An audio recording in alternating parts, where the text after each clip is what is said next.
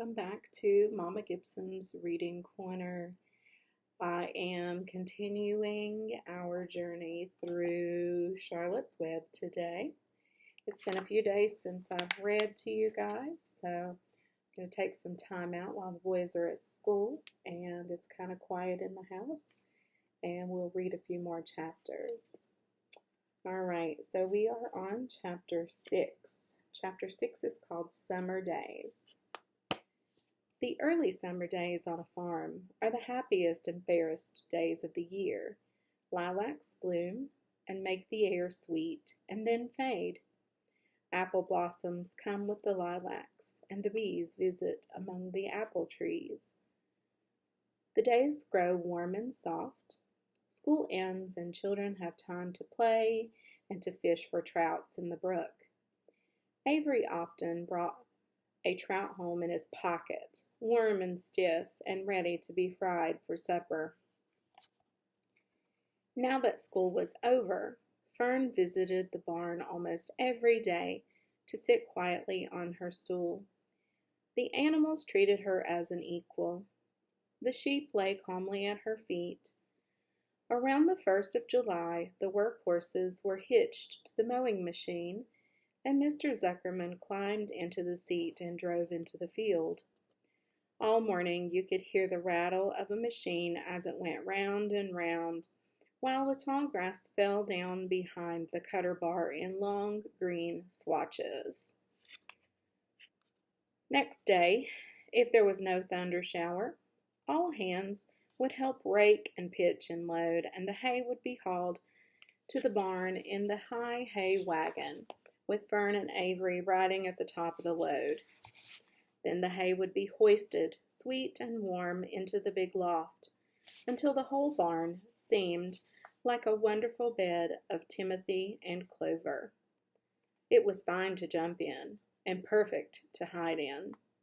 And sometimes Avery would find a little grass snake in the hay, and would add it to the other things in his pocket. Early summer days are a jubilee time for birds.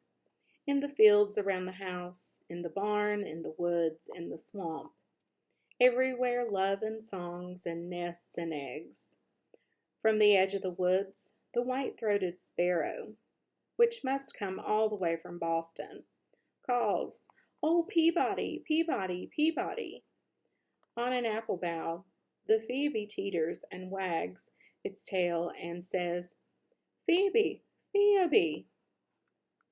The song sparrow, who knows how brief and lovely life is, says, "Sweet, sweet, sweet interlude, sweet, sweet, sweet interlude."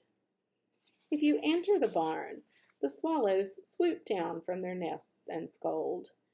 "Cheeky, cheeky," they say. In early summer, there are plenty of things for a child to eat and drink and suck and chew. Dandelion stems are full of milk. Clover heads are loaded with nectar. The frigid air is full of ice-cold drinks. Everywhere you look is life, even in the little ball of spit on the weed stalk. If you poke it apart, it has a green worm inside.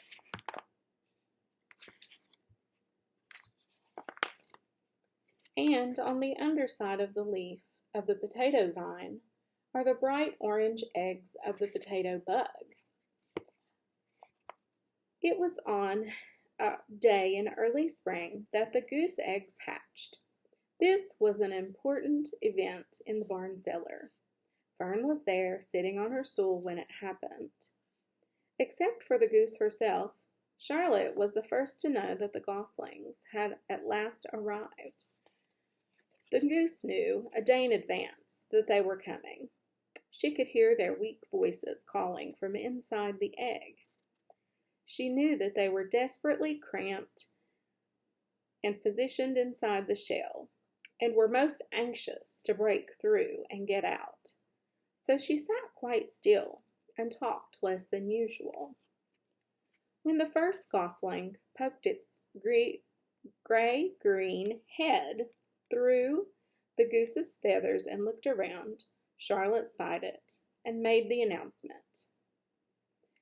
I am sure, she said, that every one of us here will be gratified to learn that after 4 weeks of unremitting effort and patience on the part of our friend the goose, she now has something to show for it.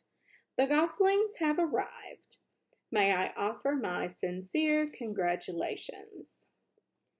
Thank you, said the goose, nodding and bowing shamelessly. Thank you, said the gander. Congratulations, shouted Wilbur. How many goslings are there? I can only see one. There are 7, said the goose. Fine, said Charlotte. 7 is a lucky number. Luck had nothing to do with this, said the goose. It was good management and hard work. At this point, Templeton showed his nose from his hiding place under Wilbur's trowel. He glanced at Fern, then crept cautiously toward the goose, keeping close to the wall. Everyone watched him, for he was not well liked nor trusted. Look, he began in his sharp voice, you say you have 7 goslings, that there were 8 eggs. What happened to the other egg?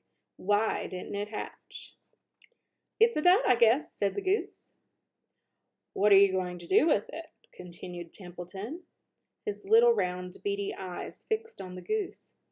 You can have it, replied the goose. Roll it away and add it to that nasty collection of yours. Templeton had a bad habit of picking up unusual objects around the farm and storing them in his home. He saved everything.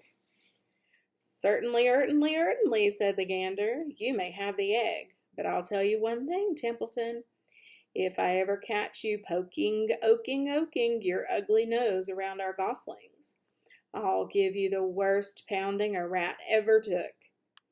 And the gander opened his strong wings and beat the air with them to show his power. He was strong and brave, but the truth is, both the goose and the gander were worried about Templeton, and with good reason. The rat had no morals, no conscience, no scruples, no consideration, no decency, no milk of rodent kindness, no higher feeling, no friendliness, no anything. He would kill a gosling if he could get away with it. The goose knew that. Everybody knew that. With her broad bill, the goose pushed the unhatched egg out of the nest, and the entire company watched in disgust while the rat rolled it away. Even Wilbur, who would eat almost anything, was appalled. Imagine wanting an old, junky, rotten egg, he muttered. A rat is a rat, said Charlotte. She laughed a tinkling little laugh. But, my friends, if that ancient egg ever breaks, this barn will be untenable. What does that mean? Asked Wilbur. It means nobody will be able to live here on account of the smell. A rotten egg is a regular stink bomb. I won't break it, snarled Templeton. I know what I'm doing. I handle stuff like this all the time. He disappeared into his tunnel, pushing the goose egg in front of him. He pushed and nudged till he succeeded in rolling it to his lair under the trowel. That afternoon, when the wind had died down and the barnyard was quiet and warm, the gray goose led her 7 goslings off the nest and out into the world. Mr. Zuckerman spied them when he came with Wilbur's supper. Well, hello there, he said, smiling all over. Let's see. 1, 2, 3, 4, 5, 6, 7. 7 baby geese. Now, isn't that lovely? Chapter 7. Bad News. Wilbur liked Charlotte better and better each day. Her campaign against insects seemed sensible and useful. Hardly anybody around the farm had a good word to say for a fly. Flies spent their time pestering others. The cows hated them. The horses detested them. The sheep loathed them. Mr. and Mrs. Zuckerman were always complaining about them and putting up screens. Wilbur admired the way Charlotte managed. He was particularly glad that she always put her victim to sleep before eating it. "It's really thoughtful of you to do that, Charlotte," he said. "Yes," she replied in her sweet musical voice. "I always give them an anesthetic so they won't feel pain. It's a little service I throw in." As the days went by, Wilbur grew and grew. He ate 3 big meals a day. He spent long hours lying on his side, half asleep, dreaming pleasant dreams. He enjoyed good health, and he gained a lot of weight. One afternoon, when Fern was sitting on her stool, the oldest sheep walked into the barn and stopped to pay a call on Wilbur. "Hello," she said. "Seems to me you're putting on weight." "Yes, I guess I am," replied Wilbur. "At my age, it's a good idea to keep gaining." "Just the same, I don't envy you," said the old sheep. "You know why they are fattening you up, don't you?" "No," said Wilbur. "Well, I don't like to spread bad news," said the sheep, "but they're fattening you up because they're going to kill you, that's why." "They're going to what?" screamed Wilbur. Fern grew rigid on her stool. "Kill you, turn you into smoked bacon and ham," continued the old sheep. "Almost all young pigs get murdered by the farmer as soon as the real cold weather sets in. There's a regular conspiracy around here to kill you at Christmas time. Everybody is at the plot. Lurvy, Zuckerman, even John Arble." "Mr. Arable?" sobbed Wilbur. "Fern's father?" "Certainly. When a pig is to be butchered, everybody helps. I'm an old sheep. I see the same thing. Same old business, year after year. Arable arrives with his 22. Shoots the... "Stop!" screamed Wilbur. "I don't want to die. Somebody save me, save me." Fern was just about to jump up when a voice was heard. "Be quiet, Wilbur," said Charlotte, who had been listening to this awful conversation.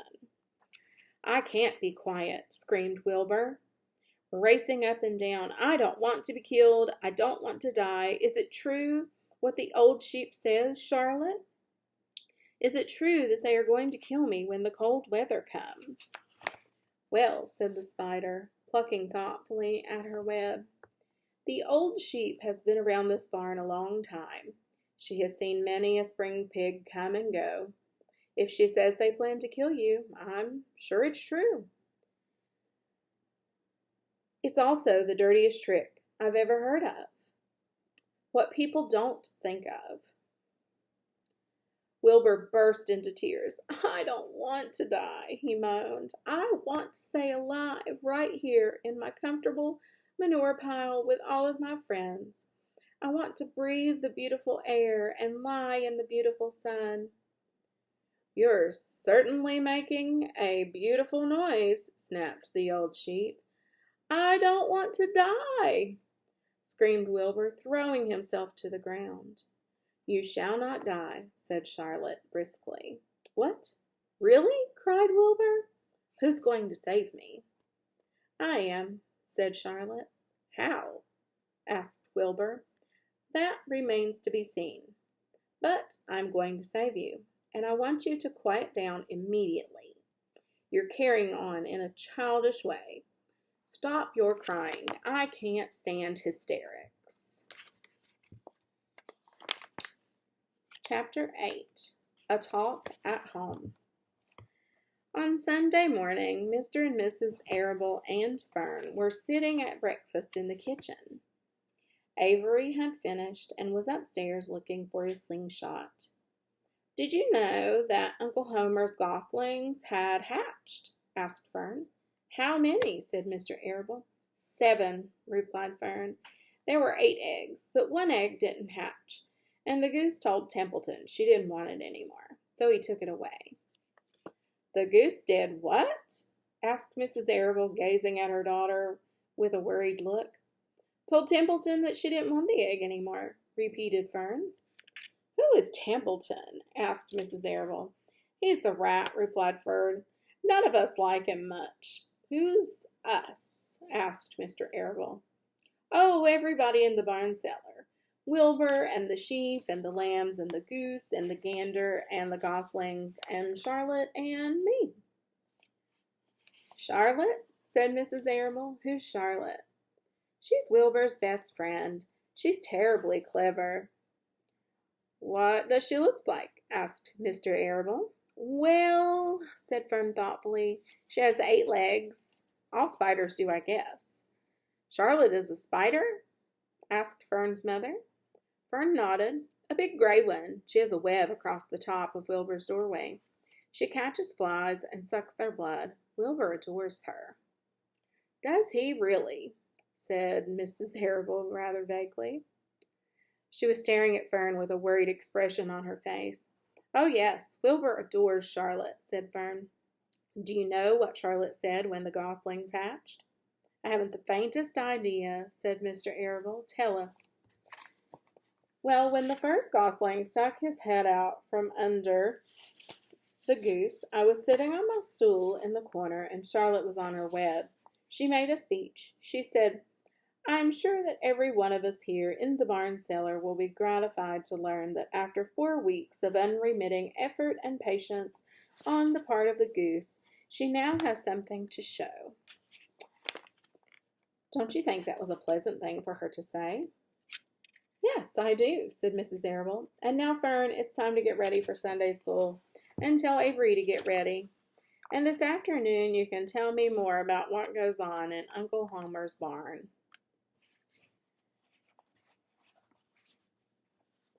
Aren't you spending quite a lot of time there? You go there almost every afternoon, don't you? I like it there, replied Fern. She wiped her mouth and ran upstairs. After she left the room, Mrs. Arable spoke in a low voice to her husband. I worry about Fern, she said. Did you hear the way she rambled about the animals, pretending like they talk? Mr. Arable chuckled. Maybe they do talk, he said. I've sometimes wondered. At any rate, don't worry about Fern. She's just got a lively imagination. Kids think they hear all sorts of things. Just the same, I do worry about her, replied Mrs. Arable. I think I shall ask Dr. Dorian about her the next time I see him. He loves Fern as much as we do, and I want him to know how strangely she is acting about that pig and everything. I don't think it's normal. You know perfectly well animals don't talk. Mr. Arable grinned. Maybe our ears aren't as sharp as Fern's, he said.